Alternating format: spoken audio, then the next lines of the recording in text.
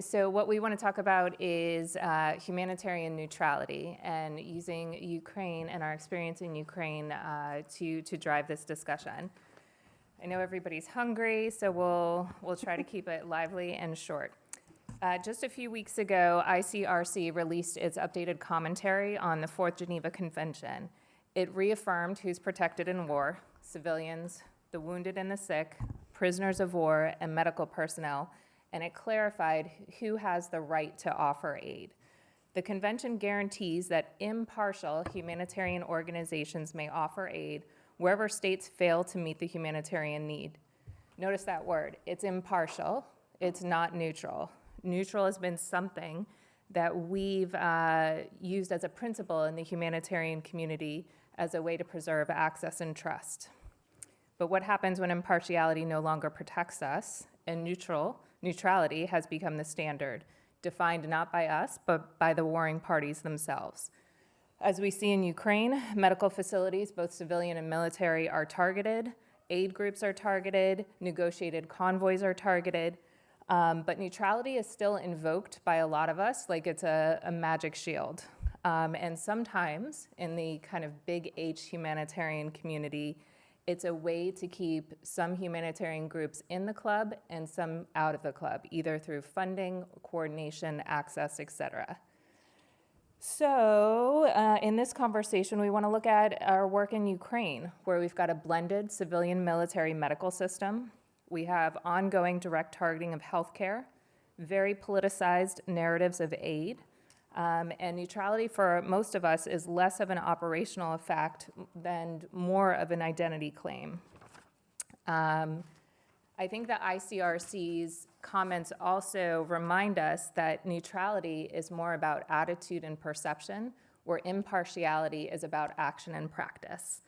Okay, so to kick things off, Joe, I want to go to you first.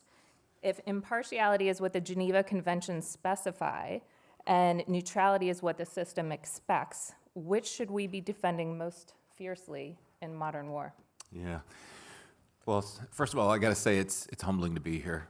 So I appreciate being here. You know, this is somewhat philosophical, but I love being a historian. So kind of let's peel back that word modern and kind of anchor it in a little bit of a history here.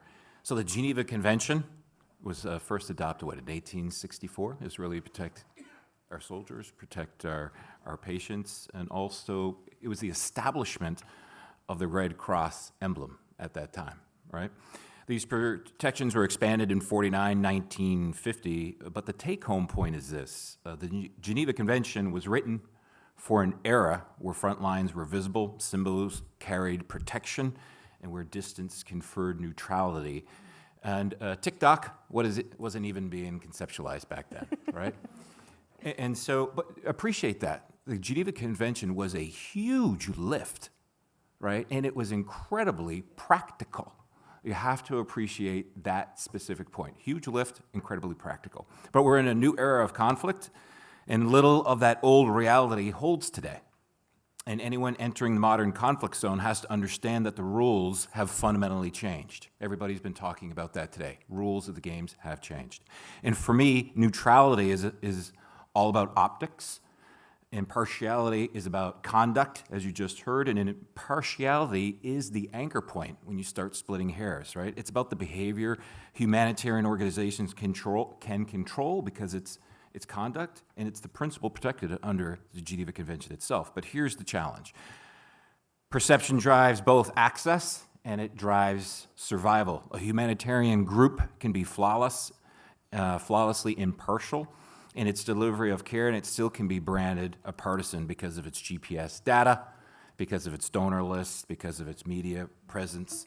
So impartiality becomes less about moral compassing and more about how others perceive or weaponize an organization's image. That image can then be actively managed to shape perceptions, counter misinformation, and to ensure humanitarian intent aligns with the organization's actions. In short, I think my answer is impartiality guides what we do. Neutrality must become a proactive process that allows humanitarian organizations to actually do it. Thank you. Erica, I want to go to you to talk about something else that's really pushed in our community, the idea of supporting local organizations and moving humanitarian aid from the international side to the local side. When you're working in a conflict zone, how does localization square with neutrality? Thanks, Andrea. Also, I want to echo the honor to be here. I personally don't have a written speech, but I have been musing on this deeply complicated conversation for quite some time. When it comes to thinking about the intersection of the principle of neutrality and localization, I actually go back similarly to the origins of the principle.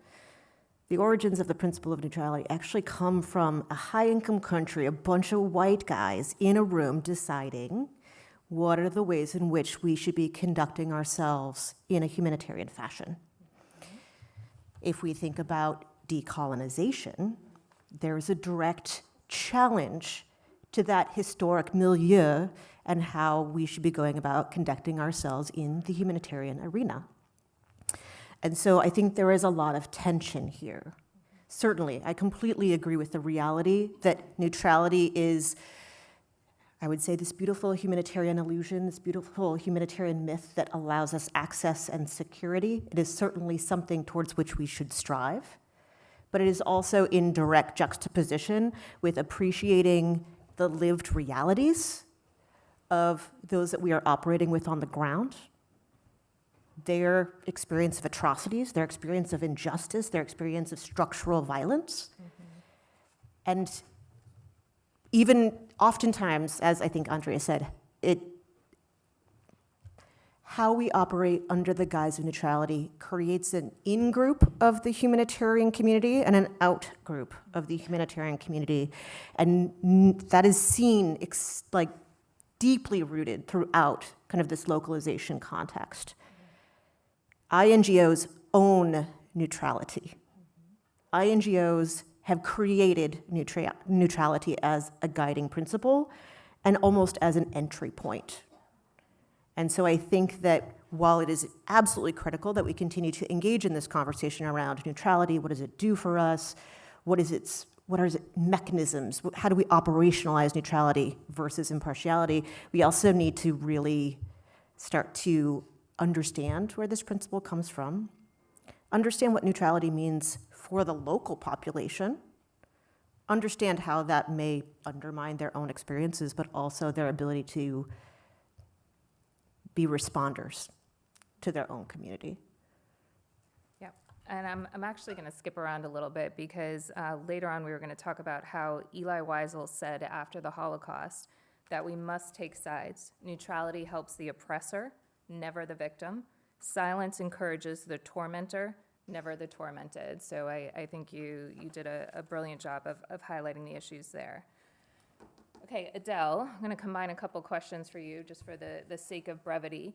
And while I know this isn't Ukraine initiative specific, we really wanted to have this conversation here with the HHI community to just talk about how we're all kind of handling this issue and acknowledging it. All right, Adele, you worked in Ukraine in 2022 as part of a WHO surgical program out in Donetsk, where you guys basically served as a force multiplier for one Ukrainian surgery team to break up into two. Now, when we were headed out to do that program, it was emphasized that we had to be impartial. If a Russian soldier came in, we had to take care of them, but we had to also make sure that we weren't looking, acting, being too military on the Ukrainian side. Do you feel like it's still do you feel like an actor can be non-neutral but still fully humanitarian through their impartial action? And how did you kind of like square those contradictory instructions? Yeah, it's an interesting paradox that we've sort of entered into once we enter that space. But I do think that there's something inherently non-neutral about any action that we undertake, and I think we have to be okay with that. I think none of us in here are truly neutral if we're going by how the ICRC defines what a humanitarian organization should be on paper. But if we can create our own definition by looking at humanitarian operations as someone who protects the inherent value of human life, then we can kind of make our own path. So we all get a chance to choose, what that looks like. Everyone here in this room gets the chance to do that, which I think is kind of an amazing thing as we make our way, moving forward. So we did have one orthopedic surgeon sort of bring up this, mild paradox that we've created, whereas the civilian Ukrainian system has been absorbed into the military one, just proximity of front lines. There's so many resources that exist.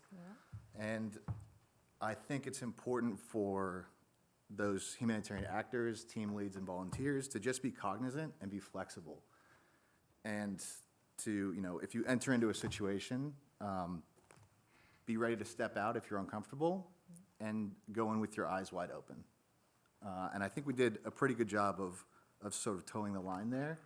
And now that we have a better idea of what that space looks like, we can be, more forward-thinking and upfront with, hey, we're going to be as medically neutral as possible.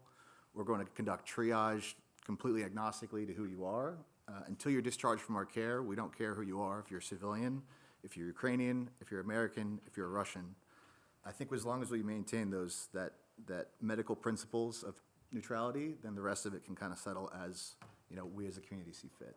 Yeah, and I think as part of that program, you guys embodied that. You treated civilians, you treated military members, both on the Ukraine side and on the Russian side, too, that ended up happening. And we also treated foreign volunteers and others who were in there. Like, you just did the job no matter what. Yep.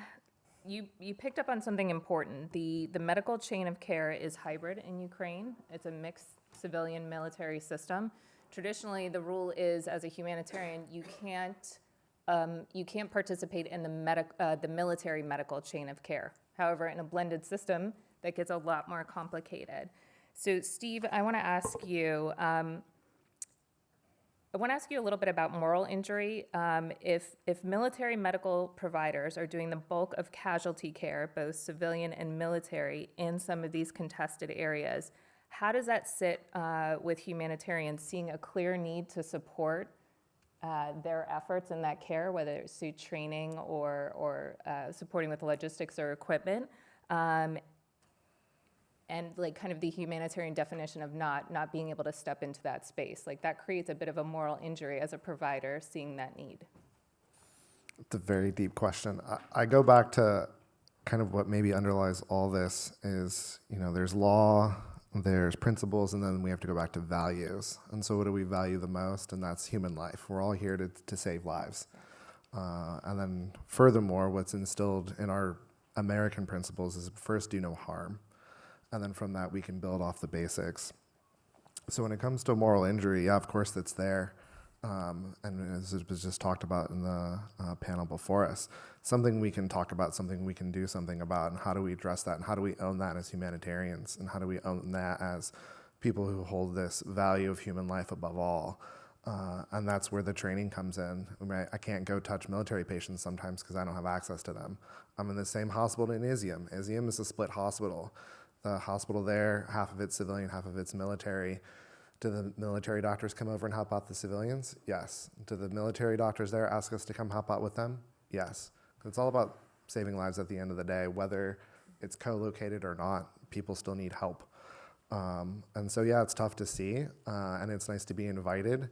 But yeah, it can be really difficult to manage at some points. But these are the opportunities where we can really learn, and we can really step in to provide that support and provide that ability to do what we're all trying to do, and that's save lives at the end of the day. And so, yeah, it's a challenge, but it's an opportunity. And if we address that opportunity, we can move forward and continue to save lives. Amen. Joe, I want to get back to something you talked about earlier, how perception has become a terrain of warfare. I mean, it always has been, but through social media and other ways, like you can amplify that so much more. So if neutrality can now be used to both silence and to discredit, who gets to decide when we're neutral enough? Is it the warring parties, our donors, the communities we serve? Where should that line be? Who are the judges? Well, that's an interesting one. I'm a pragmatic philosopher, so you're going to get a pragmatic philosopher answer from me. I think the idealist believes that people control their own destiny, right? And a realist knows that perception, power, and context kind of shape the path and kind of navigate our survival. So in principle, for me, neutrality isn't decided by donors. They're not decided by warring parties. They're not decided by communities. It's measured by our own ethical standards, our impartial actions, kind of what you heard here. There's a crisis of conscience when you look in the mirror and go, what do you stand for? And then appreciate that there's a web of external influences around you, and you have to navigate that internally, right? So in practice, perception of neutrality is, to me, is operational. How a humanitarian organization is seen can determine its access, its impact, and whether it becomes a target. Again, I'm a pragmatic realist about that. In a world of competing pressures and complex dynamics, it takes strong leadership, clear accountability to stay true to the organization's core principles. You know, that's why corporate manages a brand. That's why we have persuasion and influence campaigns in the DoD. If you want to get somewhere, you have to, that has to be an aspect of what you do. So neutrality for me must be managed thoughtfully and to survive and to serve while leaders work hard to keep the organization anchored in what matters its most, which goes back to, I think, a little bit of value alignment and who you are and what you do and withstanding the forces around you. Fair. So I want to go back to the original intent of neutrality, too. Neutrality was never meant to be passive. When Henry Durant and the early humanitarians built it into the Red Cross movement as a pillar, it was strategy of access. It was a tactic. Neutrality was a tactic to get access. We will not take sides so we can reach all who suffer. Over time, though, it feels like neutrality has become defensive, something we say to avoid accusation, to prove our purity, to stay in the International Humanitarian Club. But there's more need than can be met out there by the International Humanitarian Club. And the Geneva system was built on the assumption that medical symbols, humanitarian corridors, the impartial care would be respected. And that no longer holds, like nowhere in the world, even though it should. So, Erica, I want to ask you, should we trade performative neutrality for radical transparency or pragmatism? What are your thoughts on that? I think. The way forward. Oh, I have all of the answers, guys. I do want to emphasize something that you said with a statistic, that 2024 was the deadliest year to date. And we don't have the numbers for 2025, but for humanitarians writ large. 400 were killed. Yeah. Over 400 people were killed who are operating under these Red Crosses, under the guise, under the, I don't know, the stalwart protection of neutrality. Yeah.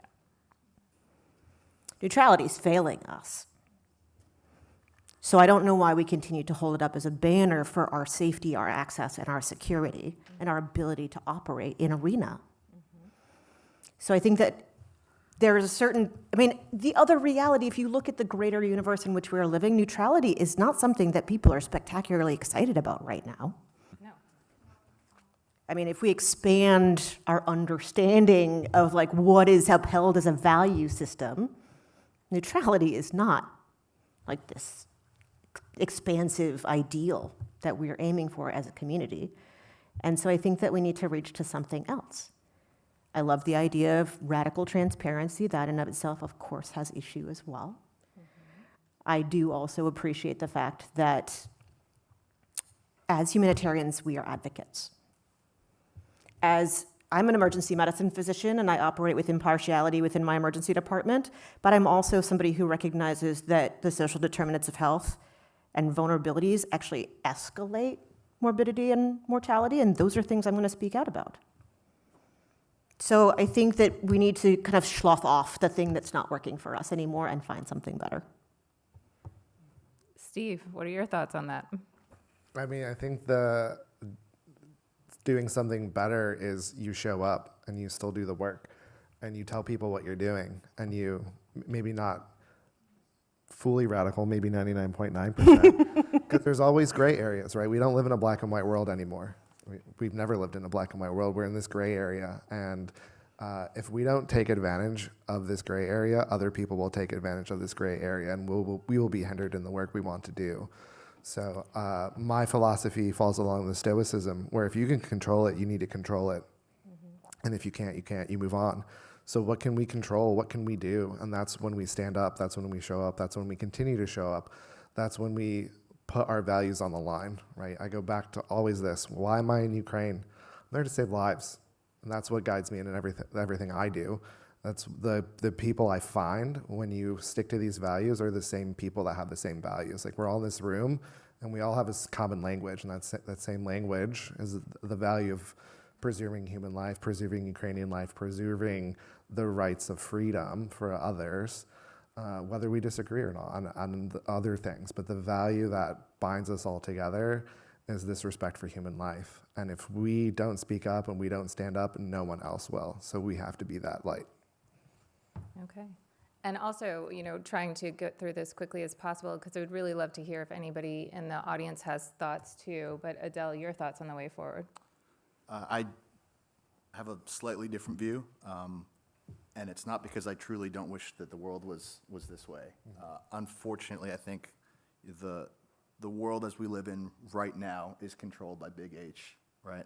These big organizations, and I think to give it up completely for radical neutrality is to give away a potentially very useful tool that we have. Even if it feels a little bit untrue, it gives a little bit of access and placement. And I still think we should be, prepared to shift, as the tides change, as situations develop.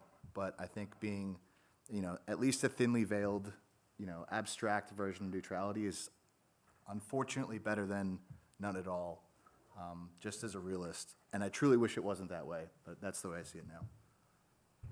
I'm just going to jump really quick. It's that balance, right? We're taking values that are competing. This is the hardest part of life. When you take two things that we both value, but we can't choose one or the other.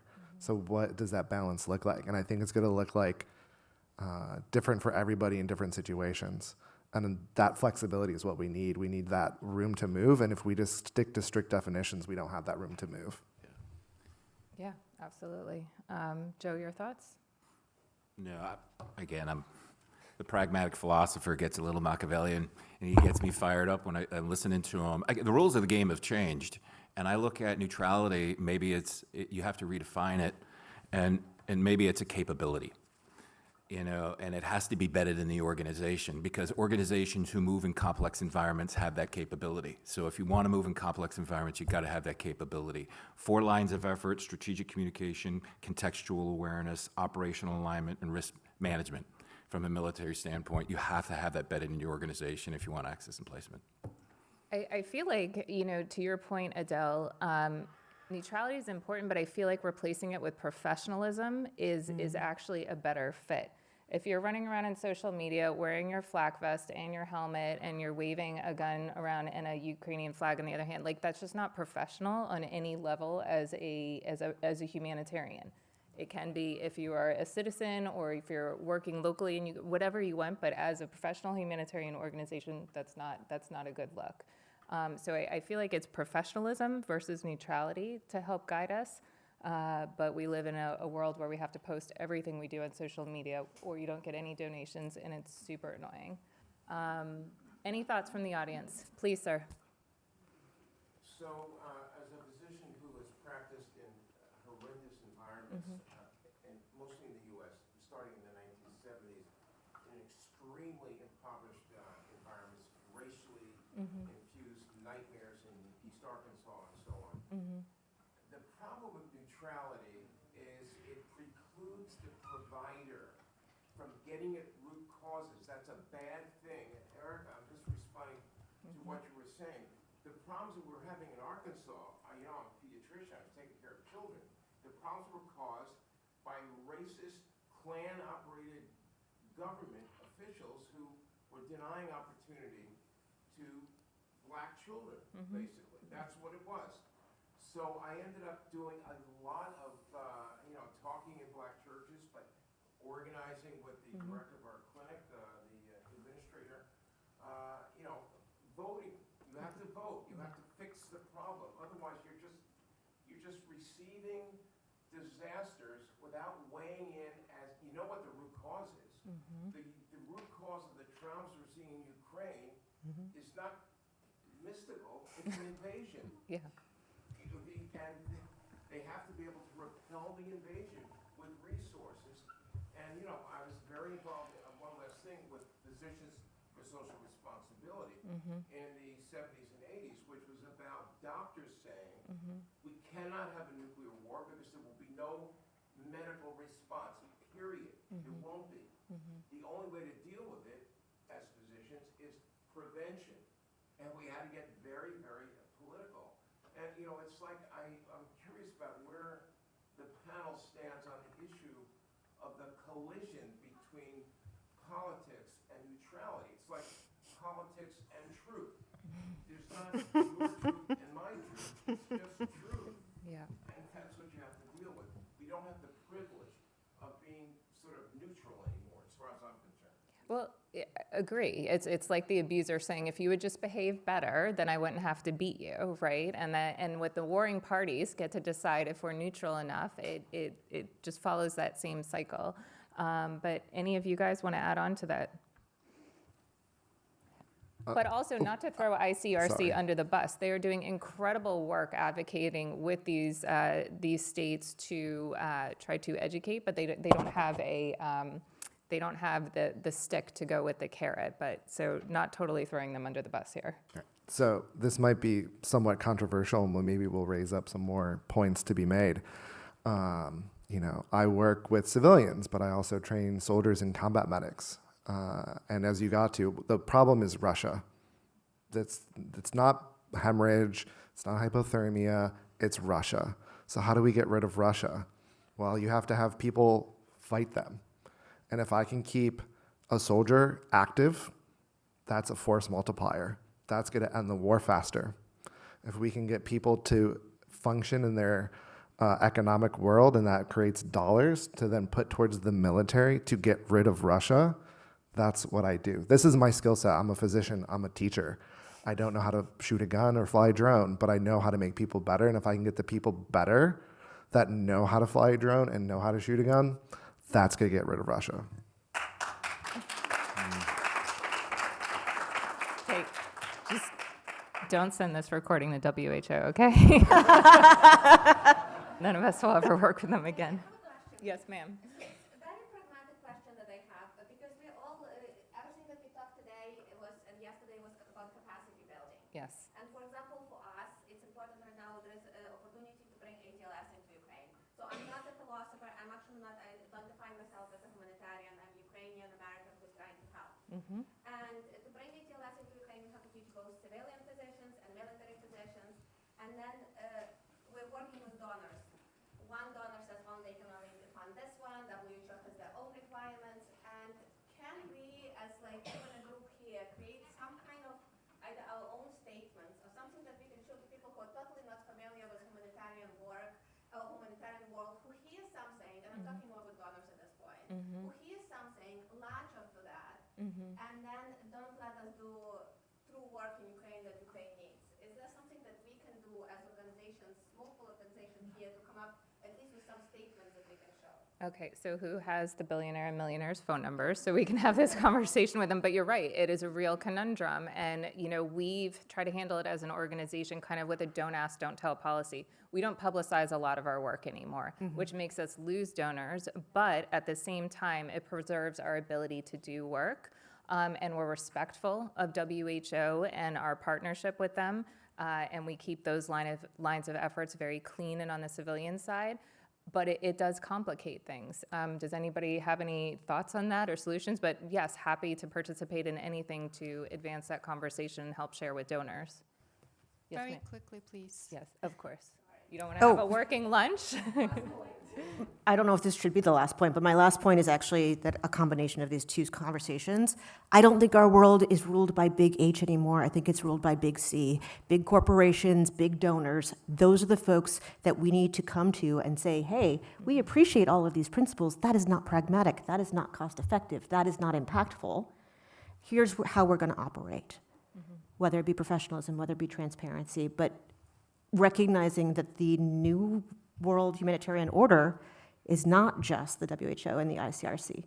right? It's really driven by money. It's really driven by donors. And if we, as a humanitarian community, can shape that conversation, I think that we have a lot of power to do so. Yeah, and if you're making $1 zillion off of drone manufacturing, perhaps you can put a little bit back into helping people put themselves back together afterwards.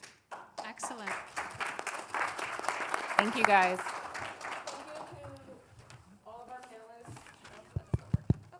Thank you to all of our panelists and all of our speakers today. I know we got through a lot. Thank you for sticking with it. We have only half an hour for lunch, so eat quickly. Be back here by 1 o'clock, please. Please do get the contact information for anyone who you want to speak to. Talk to them out in the hall. Thank you very much.